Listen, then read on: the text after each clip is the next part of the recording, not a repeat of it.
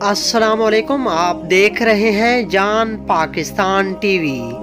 جیسا کہ آپ سب لوگ جانتے ہیں کہ اللہ نے دنیا میں جو بھی مخلوق یا چیز بنائی ہے وہ بے فائدہ نہیں ہے۔ کوئی بھی چیز یا مخلوق جو دنیا میں ہے اس کو بنانے کا کوئی نہ کوئی مقصد ضرور ہوتا ہے۔ آج کی اس ویڈیو میں ہم آپ کو بتائیں گے کہ کتے کو کب اور کیوں پیدا کیا گیا۔ ایک شخص نے حضرت علی علیہ السلام سے پوچھا کہ اللہ تعالیٰ نے کتے کو کب اور کیوں پیدا کیا۔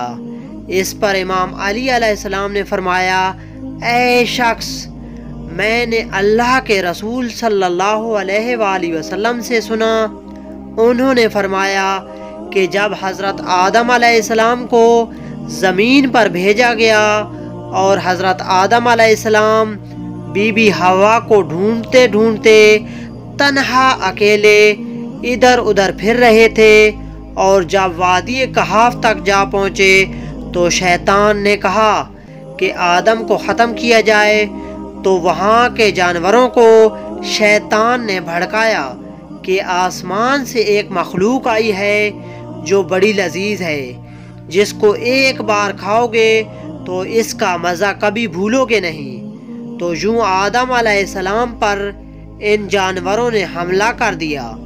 تو اتنے میں اللہ پاک نے ایک نر اور ایک مادہ کتے کو پیدا کیا اور انہیں آدم علیہ السلام کی حفاظت کے لیے رکھ دیا، اور ان کتوں نے کچھ جنگلی جانوروں کو کھا لیا اور کچھ کو بھگا دیا، اور یہ کتے آدم علیہ السلام کے پیچھے پیچھے چلتے رہے یہاں تک کہ حضرت آدم علیہ السلام بیوی حوا تک جا پہنچے۔